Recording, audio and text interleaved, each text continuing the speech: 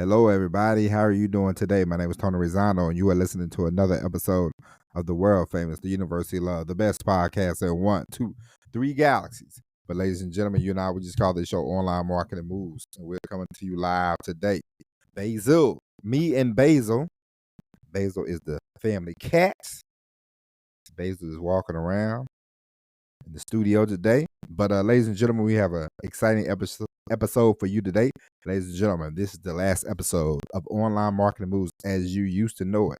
As I told you, starting Monday, September the 16th, we had to push it back a week, but starting Monday, we're going to do new things to the show. We are going to do more exciting topics. We are going to discuss marketing.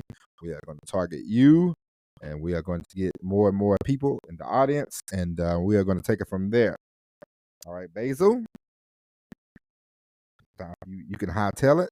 But anyway, ladies and gentlemen, we have a very exciting show for you today. I know yesterday we talked about marketing ploys. We talked about Shannon Sharp this week. We've talked about Lil Wayne getting dissed by the NFL. Ladies and gentlemen, today we are going to talk about money. Okay? Today we are going to only talk about money. Now, and the reason why we're going to talk about money is one time we are going to discuss how much money do you want to make every month? Because, ladies and gentlemen, one thing that I've seen lately in the last few years, the hoax, a hoax that I've seen is about generational wealth. You know, our generational wealth. You know, generational wealth is a scheme. It's a scam. It's you want to leave your kids with something, of course. You want to leave your kids with you want to at the end of the day, you want to leave your kids with the knowledge and the know-all, the wherewithal that they have a education about finances, about taxes, about things that are very important like that. Ladies and gentlemen, it's not about leaving them $1 billion, because if you leave people with any kind of money, they can spend it. It might not be that generation, it might not be the next generation, but eventually you'll run out of money. I remember I read this book about the oil man. What was his name? Morgan? Not J.P. Morgan. J.P. Morgan was the bank. Rockefeller. I read this book, Rockefeller, the oil man. You know, his family still has money. So then I looked up, they was talking about billionaires in his time. Vanderbilt, Cornelius Vanderbilt, and how his family, generation after generation, eventually the money ran out, because people were getting the money. They would be heirs to the Vanderbilt. It's like being a Walmart heir, Walmart's still in business right now, but you never know. You never know how things will turn out. But, generation, the next generation, eventually the money's going to dry up if you don't know how to spend the money, use the money wisely, how to reinvest the money. If you don't know any of that, eventually you will run out, okay? A lot of people say, oh, if you, $1 million, blah, blah, blah, generational wealth, blah, blah. Generational wealth is bullshit, okay? Generational wealth is it's a ploy to get you to spend some money, to give people money, I mean, man, let me tell you something. And I hate to say this, but especially in the black community, I'm a black man, and then when you see black people online and they talking about like credit repair and things of that nature. Listen, if you have bad credit, I'm gonna give you a piece of advice.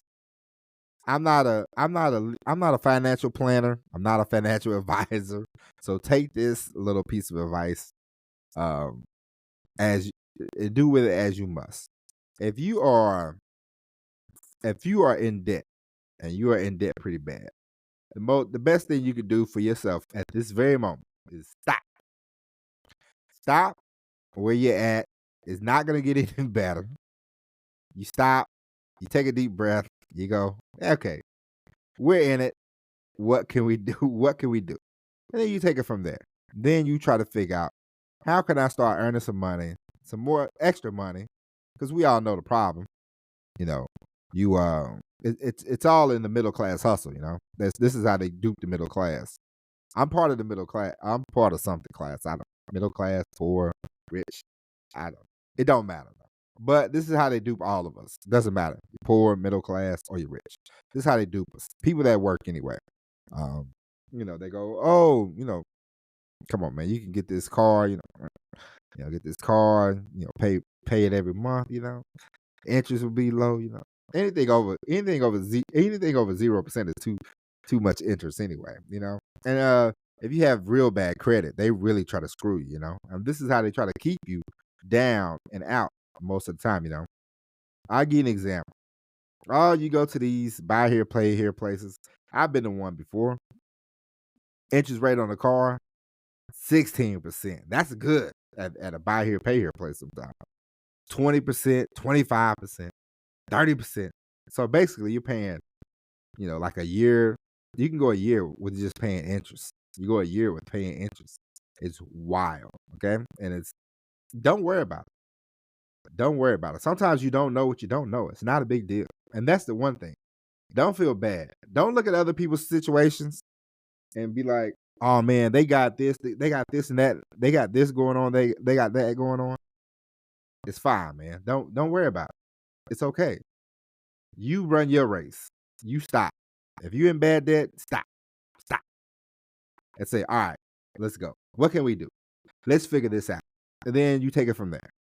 And then you say, all right, maybe I need to work a little extra, Maybe I can get online, make a few bucks, start paying off some debt, The goal is, hey, first goal you want to do, hey, let's get debt free, okay?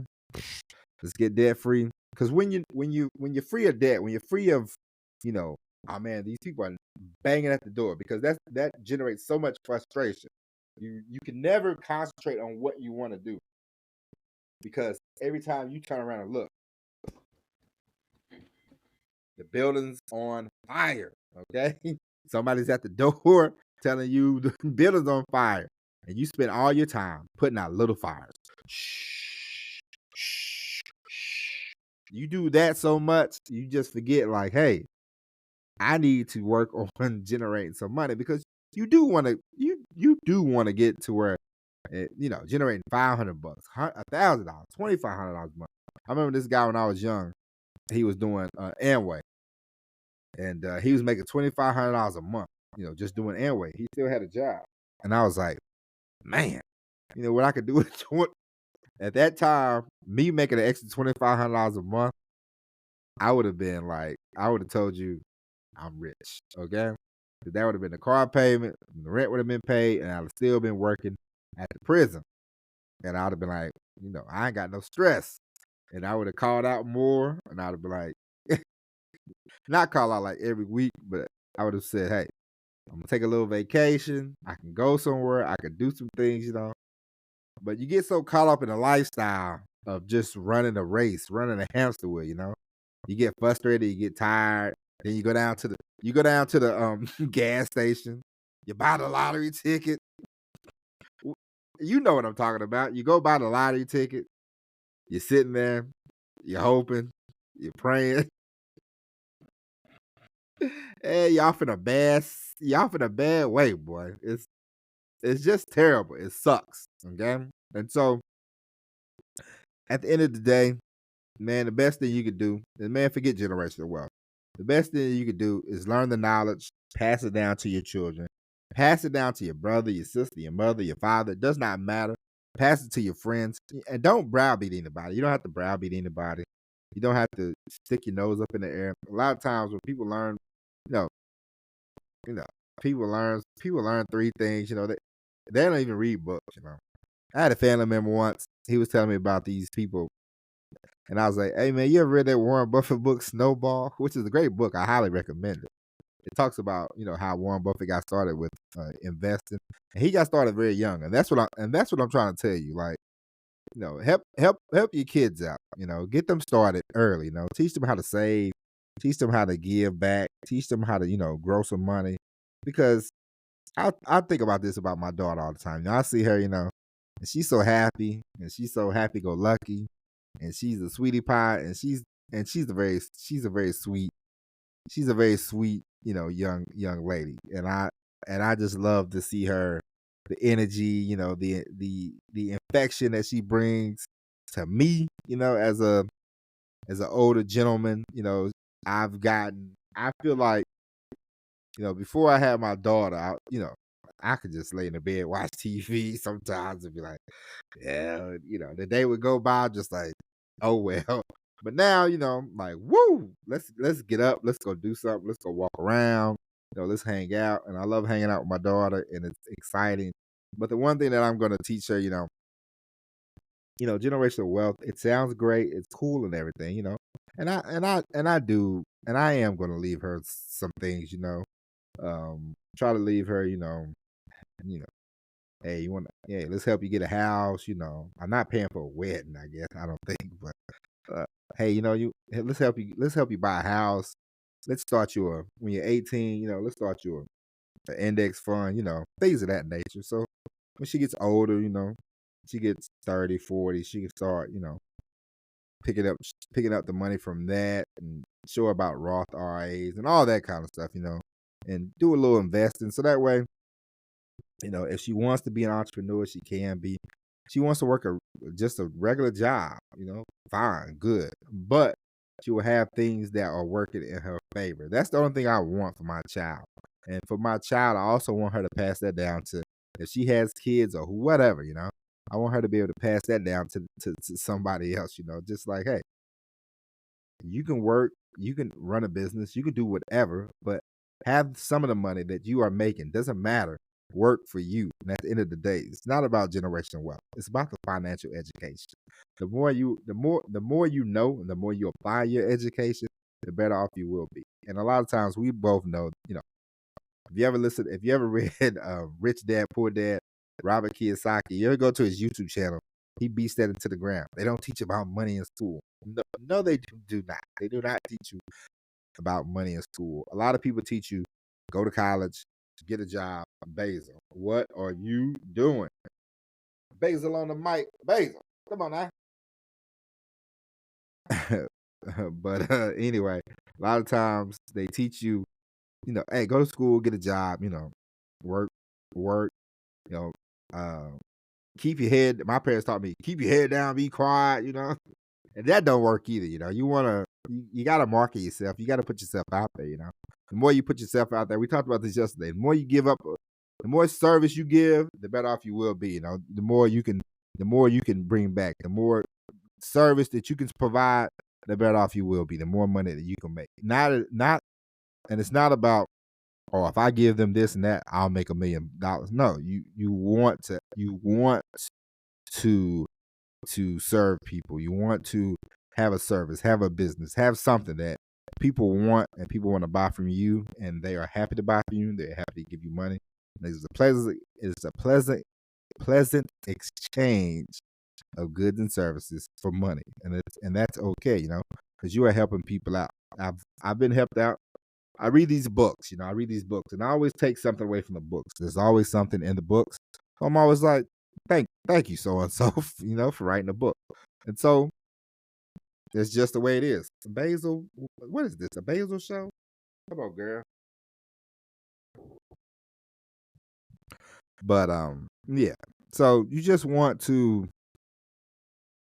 teach people, it's not about, as I told you, generational wealth. That word, no, they just use that to, you want to buy my course and I'll show you some generational wealth. Yeah, I'm gonna show you some generational wealth. All right, you buy your course.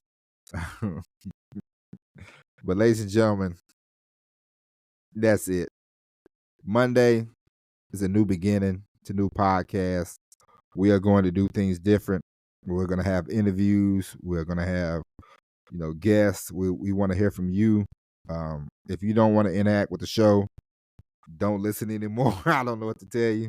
You don't have to listen, but we will do guests. We will do commentating. We will take questions. We will take if you want to, we'll figure out the whole calling and all that stuff. But we would do things different. We will have offers. We will have reports. We will have things that you can download in the next week or two. We will have an email sign up list. We will have the website up and running on Monday. We'll have everything good to go. And man, I appreciate you if you listen to this rendition of the show. Me talking to a microphone, it works, but we got to do better. And so I appreciate you listening. I hope you come along on the next, the bigger and better rendition of the show. But until then, until Monday, and we will be coming to you live on Mondays, Wednesdays, and Fridays on Online Marketing Moves. But until Monday, my name is Tony Rizzano. Thank you for listening. God bless each and every one of you.